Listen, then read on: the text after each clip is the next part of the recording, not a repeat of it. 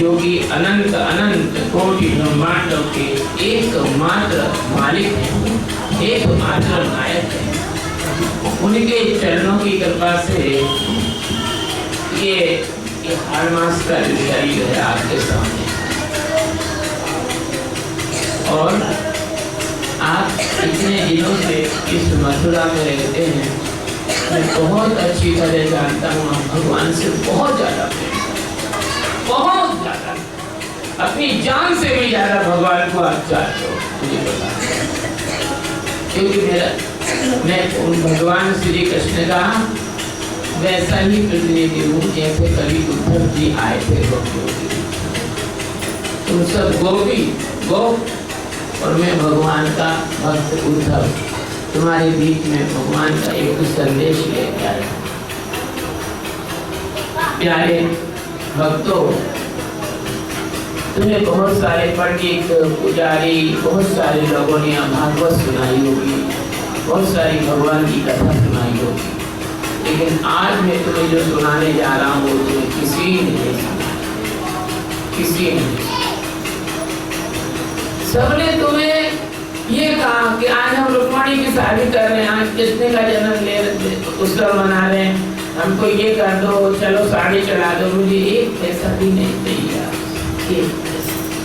न कुछ सामान, मैं केवल भगवान का प्रेम और भगवान का ज्ञान आप लोगों को देने आया हूँ। मैं लेने नहीं, मैं देने आया हूँ। भगवान की कृपा से उन्होंने आप पर इतने ज्यादा, इतने खुश हो गए।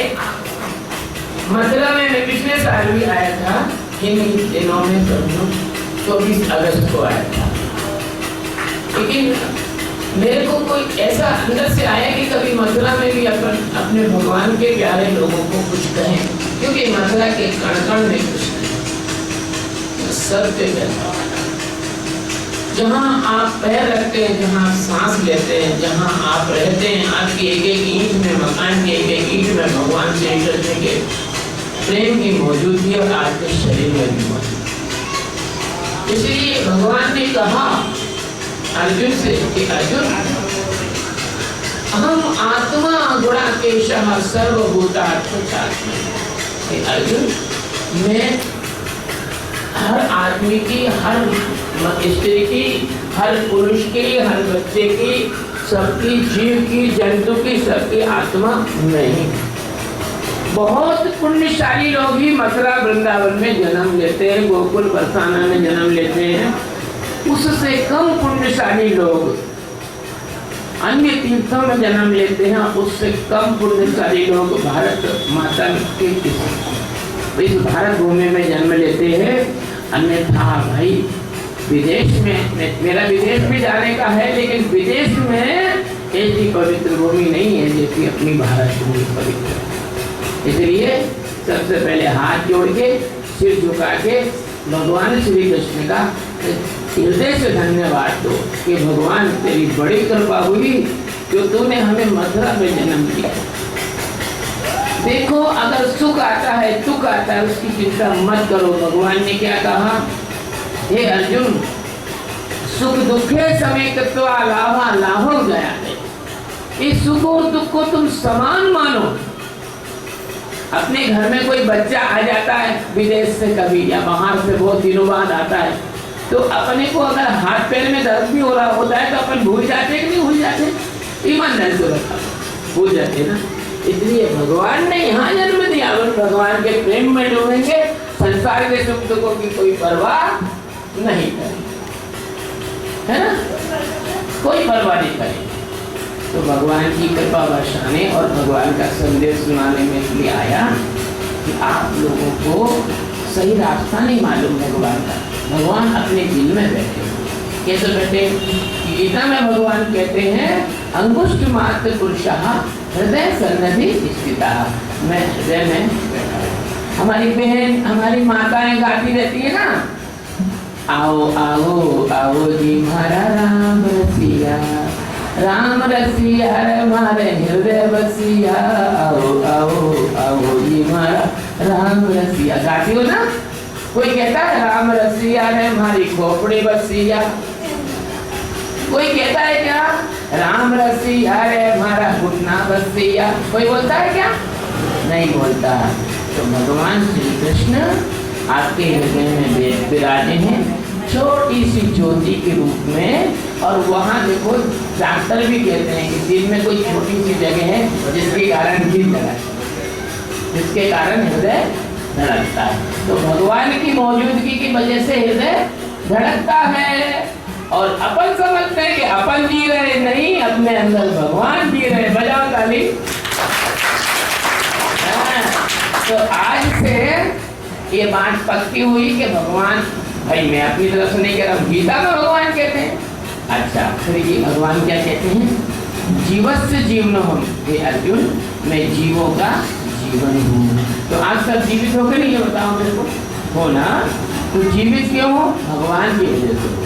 तो सुबह सुबह उठना, आरती पारती मार के बैठना, हाथ मुँह धो लेना, नहा सको तो नहा लो, ना नहा तो कोई बात नहीं, क्योंकि भगवान इस हाड़ मास के शरीर से अलग हैं। इसमें होकर भी वैसे अलग हैं जैसे दीपक की ज्योति जल रही है, ये इसका प्रकाश फैल रहा है, लेकिन वो इस हवा में होकर भी नहीं है। हवा चिपका नहीं सकती ज्योति। प्रकाश को कोई पकड़ सकता है, चिपक सकता है प्रकाश में? कोई चीज के प्रकाश में 1 रुपए का सिक्का चिपका दिया सूरज की रोशनी, चिपका सकते हो? ऐसे अपने भगवान श्री कृष्ण, वो उनके इतना शुद्ध बुद्ध दिव्य निरंजन निराकार निर्लेप का रूप है कि उसमें माया कभी चिपक नहीं है, क्योंकि माया तो उनके सामने तक नहीं आ सकती। हाँ, योग माया आ सकती है क्योंकि वो उनकी शक्ति, जैसे जिससे वो जो पुत्री का जन्म हुआ था देवकी के गर्भ में, और वो उड़ के आकाश में चली गई थी कंस के हाथ से छूट के गई थी ना, है ना? तो योग माया भगवान की जैसे दीपक की ज्योति है, तो योग माया भगवान की शक्ति है। और वो सबसे बड़ी शक्ति कौन है भगवान की? मालूम है आपको? नहीं मालूम? श्री राधे राधे राधे, वही है राधा रानी। अब राधा रानी भगवान की शक्ति, अगर दीपक को बुझा दो तो रोशनी रहेगी क्या? तो भगवान और राधा में कोई अंतर नहीं है। राधा है तो वहाँ कृष्ण है, और कृष्ण है तो वहाँ राधा जरूर है। तो ये बात, मेरी बात समझ लेना। तो तुम्हारे अंदर जो जिंदगी है, जान है, तुम्हारे अंदर जो प्राण है, तुम्हारे अंदर जो जीवन है, तुम्हारे अंदर जो चेतना है, वो तो है कौन? राधा रानी। और तुम्हारे अंदर जो भगवान की मौजूदगी है वो कौन है? कृष्ण भगवान। तो तुम सब राधे कृष्ण हो।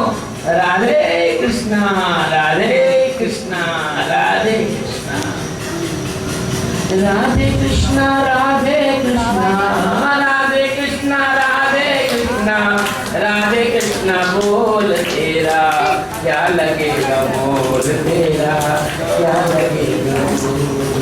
राधे कृष्णा राधे कृष्णा राधे कृष्णा राधे कृष्णा राधे कृष्णा बोल तेरा क्या लगेगा, बोल तेरा क्या लगेगा। तो आप समझ गए, कहीं बाहर ढूंढने जाने की कोई जरूरत नहीं है, भगवान तुम्हारे अंदर ही विराजे हैं। अब अपने द्वारकाधीश जी हुए, अपने ये रंगनाथ जी हुए, है ना, अपने भगवान जो है बिहारी लाल जी हुए, है ना, अपने जितने भी भगवान के मंदिर है यहाँ पर, वो इस भारतवर्ष के लोगों को यही बात याद दिलाने के लिए है जो नहीं कह रहा हूँ। मंदिर का अर्थ जानते हो? मन, यानी अपने अंदर मन है, दिल यानी उससे तू।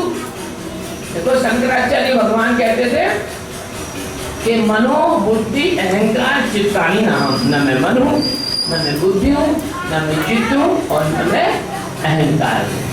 ठीक है ना? तो अपने जो चमड़े का जो शरीर है, स्थूल शरीर, ये कभी परमात्मा हो सकता है क्या? नहीं हो सकता, क्योंकि ये शरीर की एक सीमा है, परमात्मा तो अजर अमर है। इसके बाद जो मन तो इधर उधर भटकता फिरता है, ये कैसे परमात्मा हो जाएगा? और मन से परमात्मा कैसे जानोगे? जो मन खुद ही अपने को नहीं जानता तो परमात्मा को कैसे जानेगा?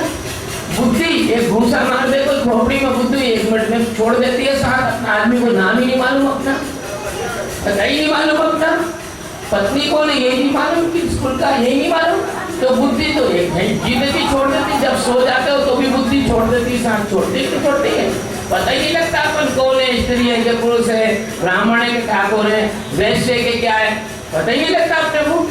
तो ना अपन मन है ना अपन बुद्धि है, और चित्त तो हो ही नहीं सकते, पीपल के पत्ते की तरह डगमग डगमग डगमग डगमग करता रहता है, और ना अपन अहंकार हो सकते। क्यों कि अहंकार तो भगवान खुद ही कहते हैं कि अहंकार तो मेरे को पसंद नहीं है, तो जो भगवान को पसंद नहीं है वो अपन हो नहीं सकते। तो अपन क्या है, अपन निर्मल शुद्ध आत्म तत्व हैं, और अगर आप सुबह बैठ के ध्यान करोगे तो आपको आत्मा का ज्ञान हो जाएगा, कृष्ण भगवान आपके अंदर प्रकट हो जाएंगे। ठीक है, तो ये संदेश है आपके लिए आज।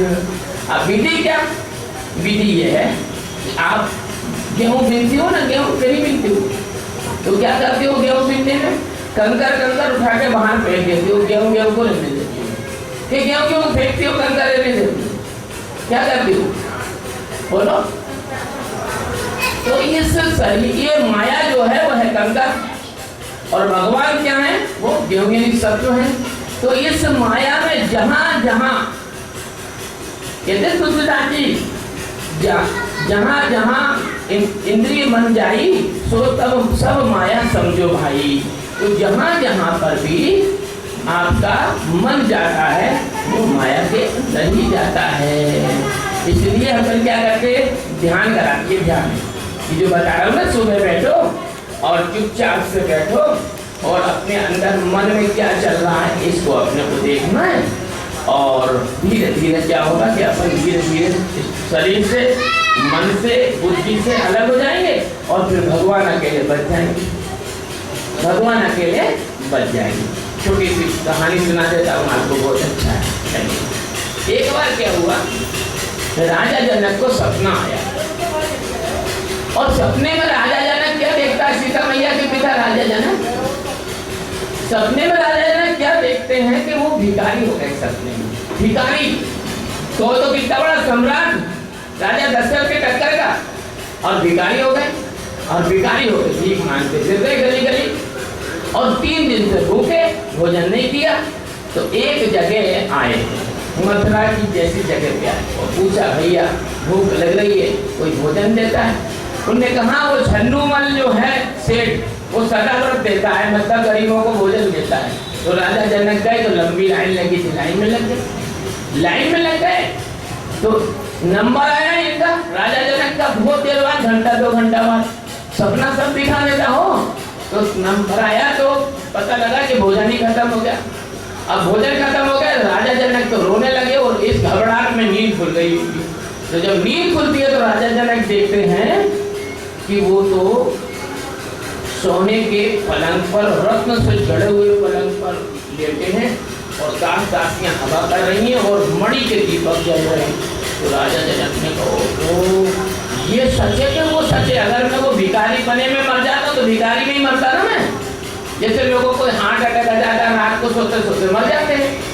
तो राजा जनक ने सोचा ओहो अब क्या करें। तो राजा जनक ने कहा सत्य की खोज करना पड़ेगी, ये सत्य है कि वो सत्य है, इदम सत्यम कि तदम सत्यम। तो राजा ने घोषणा करवा दी पूरे राज्य में कि कोई मुझे इस बात का उत्तर देगा कि इदम सत्यम कि तदम सत्यम, ये सत्य है कि वो सत्य है, तो मैं उसको 10,000 सोने की मुद्रा, 5,000 गऊ जिसके सींग सोने से मड़े होंगे, और 51 हाथी उसके झूमर में बिल्कुल सोना चांदी भरा होगा, तो उसको इनाम में दूंगा। तो ब्राह्मणों ने ये सोचा कि चलो अपन देते हैं उत्तर, क्योंकि शास्त्र पढ़ के उनके अंदर तो ये आता है कि हम तो सब कुछ ही जानते हैं, हमने तो इतना पढ़ लिया, हमने तो इतना ही पढ़ लिया। लेकिन कबीर साहब क्या कहते हैं, कबीर साहब कहते हैं कि पोथी पढ़ पढ़ जग मुआ, पंडित भयान कोय, ढाइया खर प्रेम का पढ़े सो पंडित होय। और गीता भी कहती है, गीता क्या कहती है कि विद्या विनय संपन्ने ब्राह्मणे गविहस्तिनि सुनी चैव स्वपाके च पंडिता समदर्शिना। जिसकी अंदर समता आ जाए, जिसके अंदर समता आ जाए वही पंडित है। ब्रह्मज्ञानी को गीता में पंडित कहा गया है। अब क्या हुआ, पंडित लोग जाए राजा जनक से पूछें कि भाई आप बताइए हमको कि क्या प्रश्न है आपका। तो राजा जनक बता दें कि भाई ये प्रश्न है, एकदम सत्यम के कदम सत्यम। अब भैया वो तो उस किताब का उत्तर दे, राजा जनक को संतुष्टि नहीं हुई। अब तुम एक रिवाल्वर का जो होता है ना कारतूस, किसी को फेंक के मारोगे तो उससे जो है एक छोटा सा जानवर भी नहीं मरेगा, इतना बड़ा। और अगर गोली बंदूक में रख के वही कारतूस चला दो तो हाथी भी नीचे बैठ जाएगा, नहीं बैठ जाएगा। तो ज्ञानी जो नहीं होते उनके शब्दों में ताकत नहीं होती। अज्ञानी कितना भी आपको प्रवचन सुना दे उसके ताकत नहीं होती। और ज्ञानी छोटे बच्चे जैसा कोई तू करके भी छोटा बच्चा तुतला के बोलता है ना, तो भी अपने कितना अच्छा लगता है ना। तो ज्ञानी की बोली में प्रेम होता है, मधुरता होती है, तो असर करती है। तो अज्ञानी लोगों ने ऐसे परेशान किया। तो राजा जनक ने फिर उसमें एक और बात जोड़ दी कि जो मुझे संतुष्ट नहीं करेगा उसको जेल में डाल दिया जाए। अब ऐसे कई लोग जेल के अंदर डाल दिए गए। अब एक थे अष्टावक्र, आठ जगह से केड़े मेरे थे वो करते। तो वो अष्टावक्र की जो माँ थी वैसी माँ बैठी ना, ऐसी माँ थी। अब अष्टावक्र इतने छोटे थे जैसे वो पीछे बच्चा बैठा हुआ है। अब बच्चों के साथ अंटी गोली खेला करते थे, गिल्ली डंडा खेला करते थे। और अष्टावक्र जो है वो बड़ी ज्ञान और विज्ञान की बात करते थे, बड़ी ज्ञान विज्ञान। तो बच्चों ने एक दिन कह दिया, 8-10 साल के बच्चे थे, 11 साल के, बोल दिया तुम बड़े ज्ञान की बात करते हो, तुम्हारा पिता का तो पिता का उद्धार तो कर दो जब जानेंगे। तो अष्टावक्र बिल्कुल चुप गई, बात गए माँ के पास, माँ मेरे पिता कहाँ है बता, क्योंकि जन्म के पहले ही वो चले गए थे पिताजी। माँ ने कहा बेटा नहीं तुम मत पूछ, बोले बताओ मैं रोटी नहीं खाऊंगा, पानी नहीं पीऊंगा। तो उन्होंने कहा मत पूछ बेटा, 2 घंटा 4 घंटा बीते, माँ का दिले, अब रोटी नहीं खाए पानी नहीं पिए। तो माँ ने उनसे कहा बेटा तेरे पिता तो जनक राजा की जेल में है, तेरे पिता जनक राजा की जेल में है। तो अष्टावक्र जी ने कहा कि माँ मैं जाऊंगा और मेरे पिता को छुड़ा के लाऊंगा। तो माँ ने बेटा तू नहीं मत जा, बड़े बड़े धुरंधर जो है ना जनक राजा तो सब प्रश्न का जवाब नहीं दे पाए। बोले माँ मैं तो जाऊंगा। वो माँ रोने लग गई, लेकिन अष्टावक्र ने माँ को छोटे छोटे हाथों से माँ की आंखों के आंसू पहुँच के बोला माँ तू चिंता मत कर, मैं पिता को जरूर छुड़ा के लाऊंगा। अब माँ करे तो करे क्या। माँ सोचा चलो जनक इतना तो निर्दयी नहीं है कि जो 11 साल के बच्चे को जेल में डाल देगा, तू जा बेटा तू जा। गए। अब वो घुसे जब मिथिला में, तो अष्टावक्र ऋषि जब मिथिला में घुसे तो उनके पीछे छोटे छोटे बच्चे लग गए। वो तो ऐसे चल रहे थे तो कोई भालू जंगल का जानवर चलता है, चल रहे हो। तो सब लोग उनको देख के हंसे और बच्चे पीछे लग गए। जैसे भगवान श्री कृष्ण जब कंस को मारने आए थे ना मथुरा में, तो भगवान की रूपरेखा और सब देख के छोटे छोटे बच्चे पीछे लग गए थे। और कुब्जा नाम की दासी कौन सी थी, वो चंदन मांगा, उसने चंदन दे दिया। और उसने कपड़े मांगे धोबी से, तो कपड़े नहीं दिए धोबी ने, दिया मिला के, है ना। तो ऐसे जो है वो पहुंचे अष्टावक्र ऋषि। अब जैसे ही वो जनक के दरबार में घुसे, अब घुसे तो अभी नहीं, बाहरी दरबारी तलवार लेके खड़ा था, भाले लेके खड़ा था, यूं करके तुमने देखोगे ना संतरी खड़े रहते हैं भाले लगा के। उन्होंने कहा कि हमको जाना है अंदर। बोले वो हंसने लग गया, पागल नहीं के 8 जगह से टेढ़े मेढ़े काले कलूटे बिल्कुल बेंगल लूटे, तुम अंदर कैसे जा सकते हो। न रूप है न रंग है, न तुम्हारा ढंग है, न तुम्हारा बोल अच्छा, न तुम्हारा रूप अच्छा, दांत तो हम निकल रहे, यूं टेढ़े हो रहे हो, तुम कैसे जाओगे। तो उन्होंने कहा अष्टावक्र ऋषि ने कि मूढ़ो, मकान के टेढ़े मेढ़े होने से कभी आकाश टेढ़ा मेढ़ा होता है, पात्र के टेढ़े मेढ़े होने से कभी जल टेढ़ा मेढ़ा होता है, शरीर के टेढ़े मेढ़े होने से कभी प्राण टेढ़ा मेढ़ा होता है, और शरीर के गोरे काले होने से कभी आत्मा गोरी काली होती है। घबरा गया वो तो दरबारी को, समझ गया ये तो बहुत बड़ा आदमी है मालूम होता है, अच्छा दिखा लेकिन लगता है कोई भगवान का रूप है, ऐसी बात करी। अंतिम बात जैसे मैं सुना रहा हूँ तुमको, आखिरी बात उन्होंने जाने दिया कि चले जाओ, कोई बात नहीं चले जाओ। जब वो अंदर गए तो जैसे नहीं आए ना अभी तो ये सिद्ध किया है तो भगवान की कृपा है कि तुम ये जो फर्सी अच्छी थी, अब मान लो ये फिसलन वाली फर्सी होती तो मैं गिर नहीं जाता, तो वो मखमल की वो बिछी हुई थी, क्या कहते हैं वो रास्ते में जो बिछाते हैं ना मखमल, वो बिछी हुई थी। अब अष्टावक्र तो चले थे जंगल में, पत्थरों में, मिट्टी में, वो कभी मखमल पर चले नहीं, तो उसमें फिसल के गिर गए अष्टावक्र ऋषि। जब गिर गए तो जितने दरबारी बैठे तो हो करके हंसने लगे। तो अष्टावक्र जब गिरे होते तो फिर हाथ की पटक पटक के वो भी हंसने लगे हो करके। तो जनक ने कहा यार गजब है, इनका हंसना तो मेरे को समझ में आ गया कि दरबारी का कि तुम टेढ़े मेढ़े हो, काले हो, इसलिए हंस रहे और गिर गए, ऐसे जैसे कोई नाटक करने आया हो वहां पे, कोई क्या नाम है उसका जोकर हो, गिर गए, लेकिन यार तुम्हारा हंसना समझ में नहीं आता। तो उसने कहा अष्टावक्र ने कि जनक जी मैंने तो सोचा था कि तुम्हारे दरबार में कोई ब्रह्मज्ञानी, कोई महात्मा, कोई महान विद्वान ऐसे लोग बैठे होंगे, मैं तो देखा कि तुम्हारे यहाँ पर तो केवल चमड़ा देखने वाले लोग बैठे हैं। बजाओ ताली।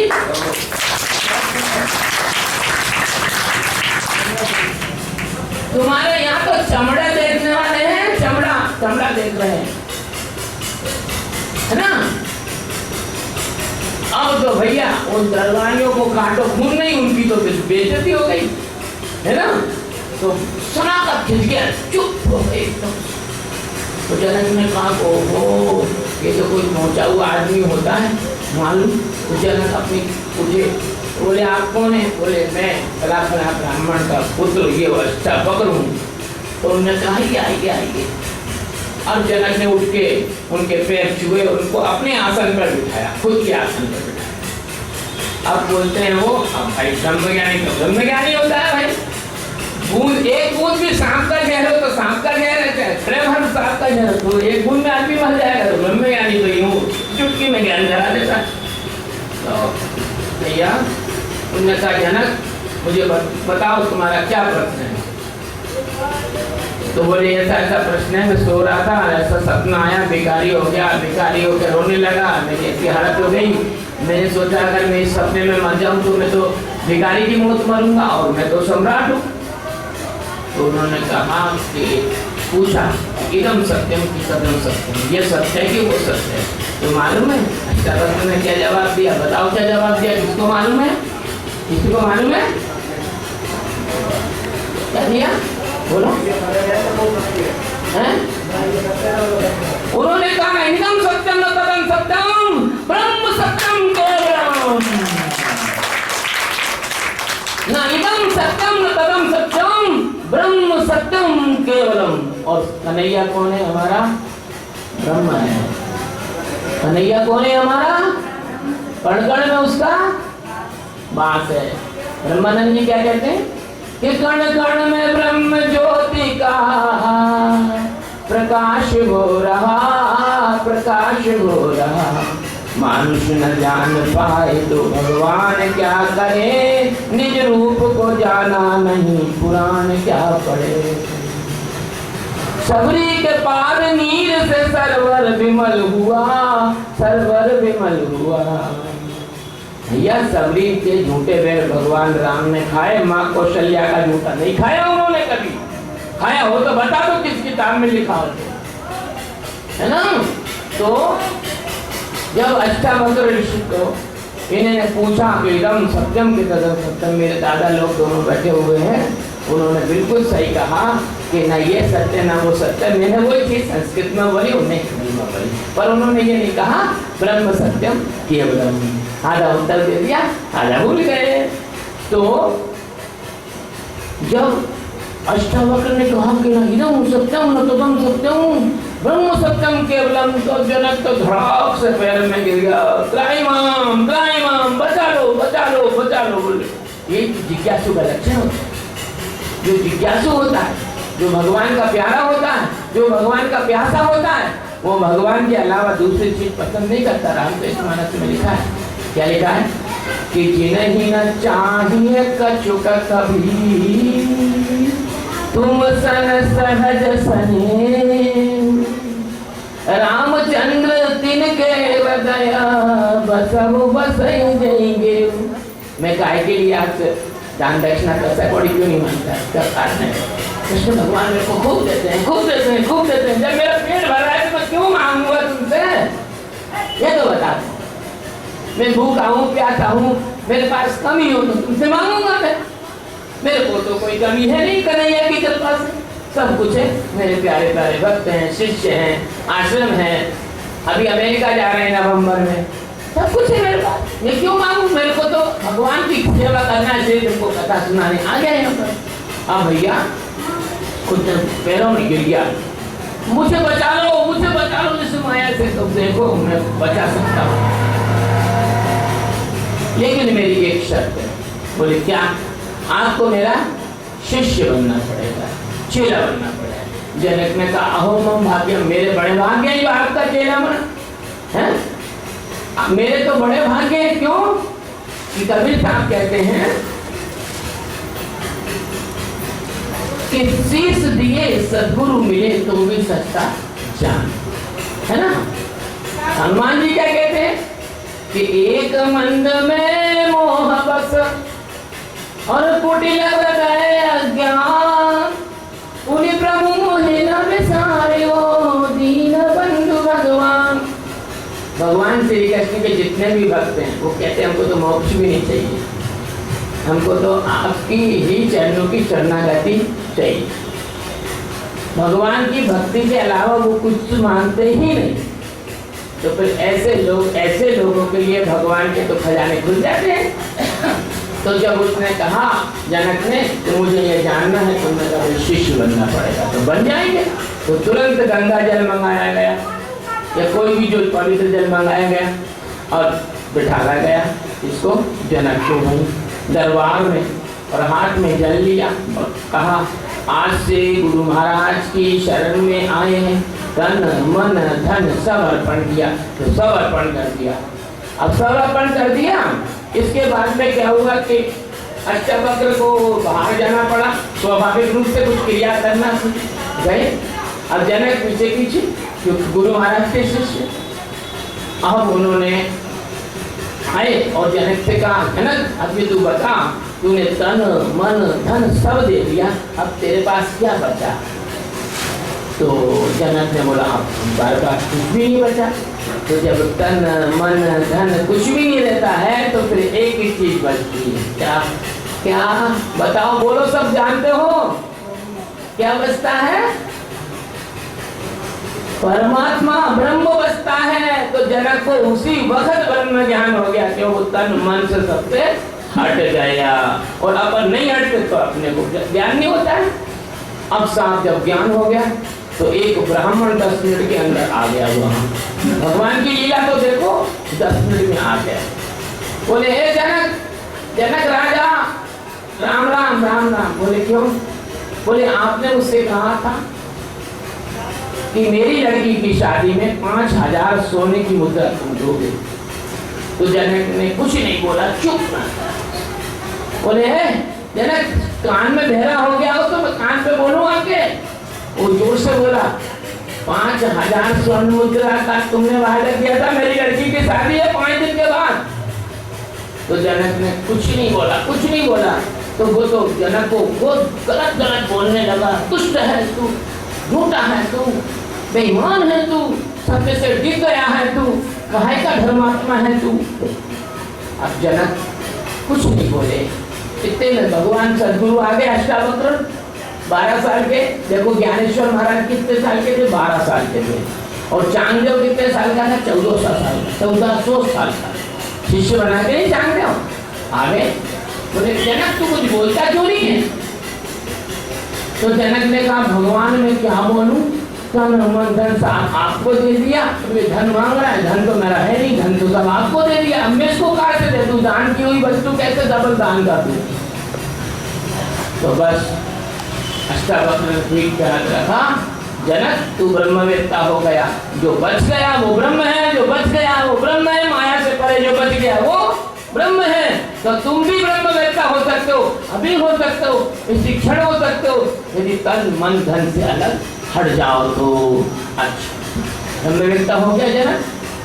ऐसे ही हमारा ये कहना है कि हम भगवान श्री कृष्ण की यही सेवा करते हैं।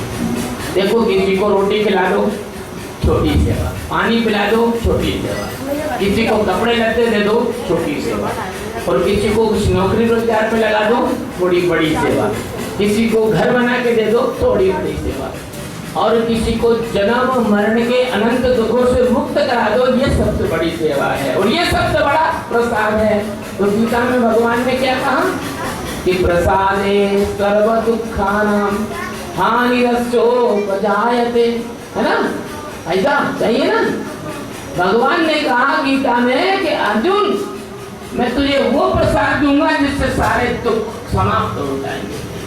इसलिए उनको क्या कहते हैं कि दीन बंधु दीना, है ना, दीन बंधु दीनानाथ, दीन बंधु दीनानाथ, अपनी शरण में लीजिए। दीन बंधु दीनानाथ, दीन बंधु दीनानाथ, अपनी शरण में लीजिए। माया है तेरी दासी, माया है तेरी दासी, उससे बचा के लीजिए। दीन बंधु, भगवान कहते हैं गीता में, मम माया दुष्करा, मेरी माया बहुत मुश्किल है निकलना। और माया से कौन निकल सकता है? जिस पर भगवान की कृपा हो। हनुमान जी का सागर जान सकते थे? बिल्कुल। जब भगवान ने पूछा तो उन्होंने कहा कि प्रभु प्रताप ते गरुड़हि खाए परम लघु ज्ञान। अगर आपकी कृपा हो जाए तो गरुड़ भी जो है ना, गरुड़ को भी छोटा सा सांप खा सकता है ना। जासु कृपा सो दयाल, पंगु चढ़े गिरिवर गहन, है ना। लंगड़ा भी जो है, लंगड़ा भी पर्वत पे चढ़ सकता है, कहते ना।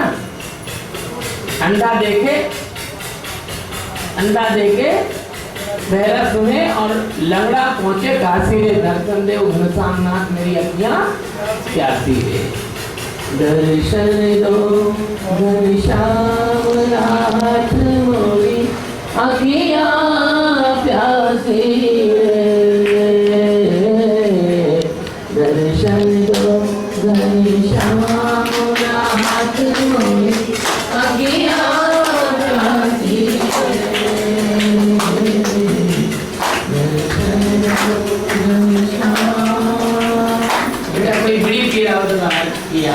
मुझे बहुत तकलीफ होती है अगर कोई बीड़ी की सुगंध आ रही है ना, बीड़ी पसंद है।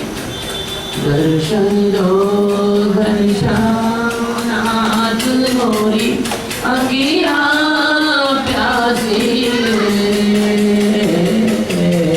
दर्शन दो घनश्याम नाथ मोरी अखियां प्यासी रे। दर्शन दो घनश्याम, द्वार दया का जब तू खोले, द्वार दया का जब तू खोले, पंचम स्वर में गूंगा बोले, पंचम स्वर में गूंगा बोले। अंधा देखे लंगड़ा चल गए, अंधा देखे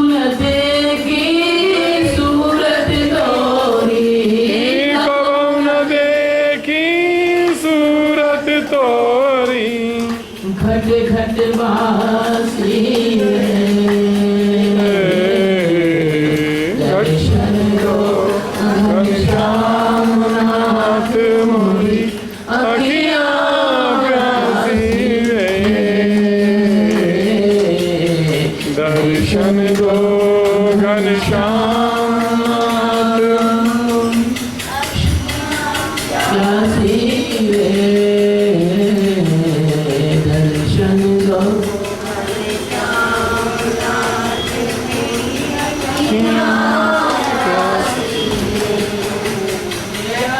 राधे राधे गोविंद राधे राधे राधे राधे गोविंद राधे राधे राधे राधे गोविंद राधे राधे गोविंद राधे गोपाल राधे गोविंद राधे गोपाल राधे गोविंद राधे गोपाल राधे राधे राधे राधे गोविंद राधे राधे राधे राधे गोविंद राधे राधे राधे राधे गोविंद राधे गोपाल राधे गोविंद राधे गोपाल राधे श्री राधे राधे राधे गोविंद राधे राधे राधे राधे गोविंद राधे राधे राधे राधे राधे राधे मैया मेरी राधे कन्हैया मेरी राधे मैया मेरी राधे कन्हैया मेरी राधे मैया मेरी राधे कन्हैया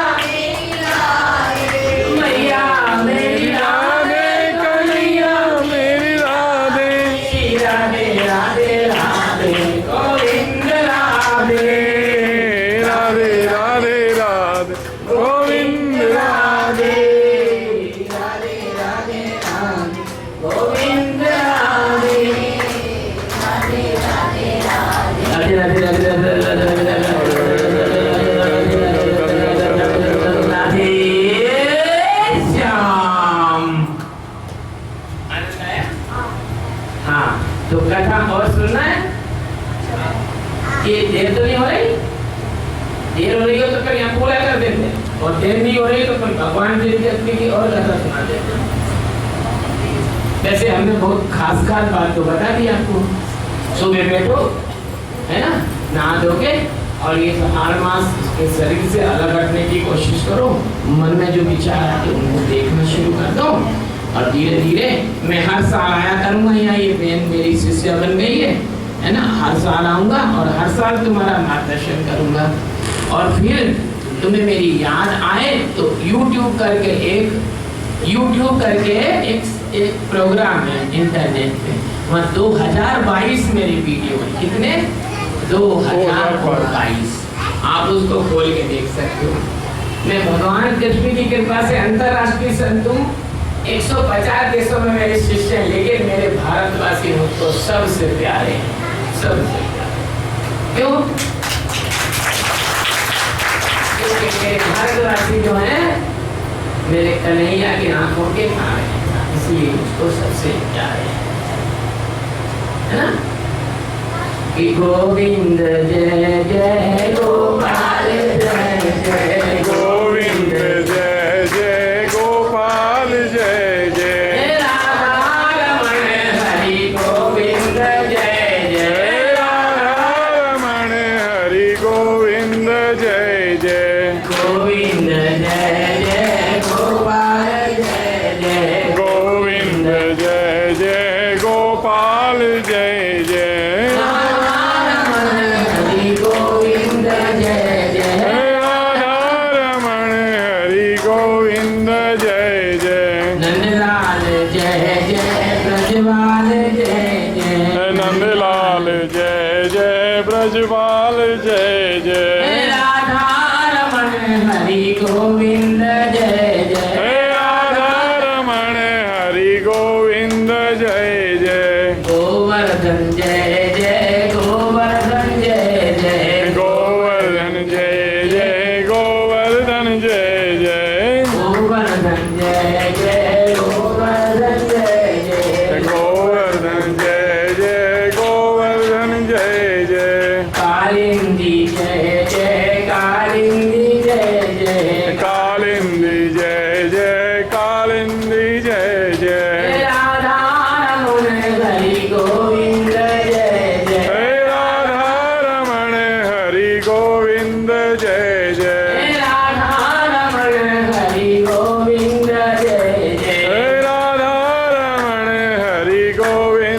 जय जय लड्डू गोपाल जय जय नंदलाल जय जय लड्डू गोपाल जय जय नंदलाल जय जय राधा रमण हरि जय जय राधा हरि गोविंद जय जय मुरली की जय जय बंसी की जय जय मुरली की जय जय बंसी की जय जय राधा रमण हरि जय जय गोपी की जय जय गोपिकाएं जय जय गोपी की जय जय गोपिकाएं जय जय राधा रमण हरि गोविंद जय जय हे राधा रमण हरि गोविंद जय जय निधि बन जय जय राधा रानी जय जय निधि वन जय जय राधा रानी जय जय राधा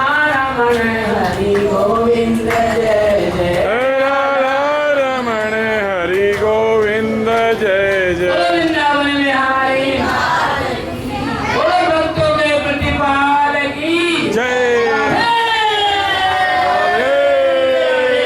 राधे राधे राधे है ना। अब तो चिंता करने की कोई बात नहीं, मैं आ गया हूँ, तुम्हारा भाई हूँ, तुम्हारा पुत्र हूँ, तुम चिंता बिल्कुल मत। सब मेरी बहनें जितनी बैठी हुई हैं, सब इतने बैठे हैं, सब बड़े उम्र के, मैं उनका पुत्र हूँ, मैं उनका भाई हूँ, फिक्र मत करो। मैं ब्रह्म ज्ञान ऐसे यूं करा सकता हूँ चुटकी में, भगवान से यूं नहीं रह सकता यूं, लेकिन बस ये तुम्हें सुबह ध्यान करना पड़ेगा, सुबह तुमको ध्यान करना पड़ेगा। और फिर क्या कहता हूँ, कुछ भी नहीं चाहिए मुझे तुमसे, कुछ भी कभी जीवन में कभी नहीं मांगूंगा, या ज्योति की कसम खा ली, कभी जीवन में कुछ भी नहीं मांगूंगा, ना कपड़ा ना लत्ता ना गोश्त पैसा ना कौड़ी।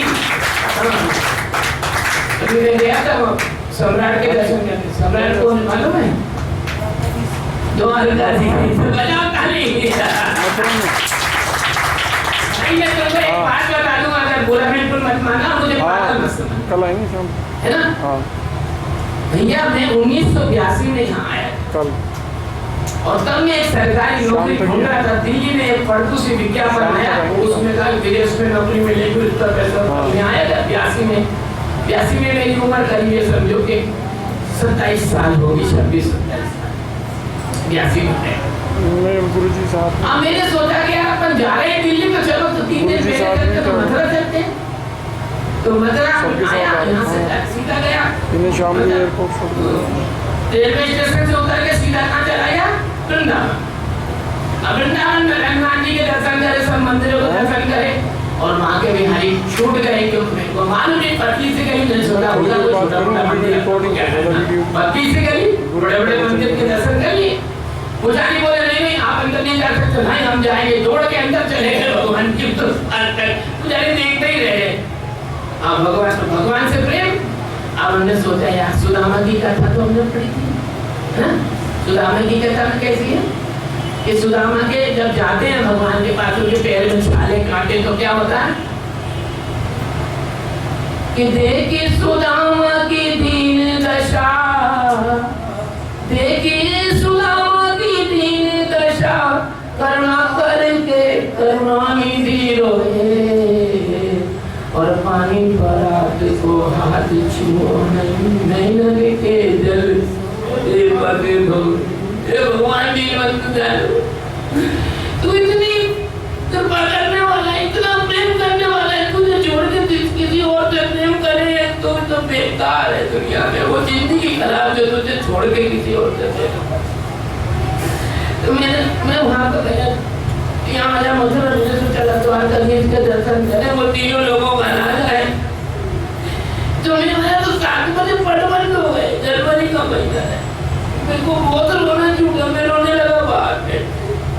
कोई कहे कि पागल होगा, कोई कहे कुछ, कोई कहेगा कोई पत्नी भग गई हो, कोई कहे कोई परेशानी में हो, कोई कहे कुछ मांगना है। मैं भगवान के प्रेम में रो रहा, भगवान द्वारका ना ज्योति के घर बाहर रहते कहता हूँ, मैं रो रहा, मेरी आंखें आंसू भरी, पीछे से किसी ने हाथ छुआ मेरे पीठ, इसमें कंधे पे, मैं पेंट शर्ट पहने हुआ था। मैंने पलट के देखा तो एक 11-12 साल का बच्चा, मेरी आंखों, आंसू की आंखों में 7 बजे पहले थी रोशनी अंधेरा रहता था। देखा मैंने, वो बच्चा कहता है पंडित जी हो मत। अब उसको क्या मालूम है पंडित हूँ कि मैं कुम्हार हूँ कि मैं भलई हूँ कि मैं सुतार हूँ, उसको क्या पता।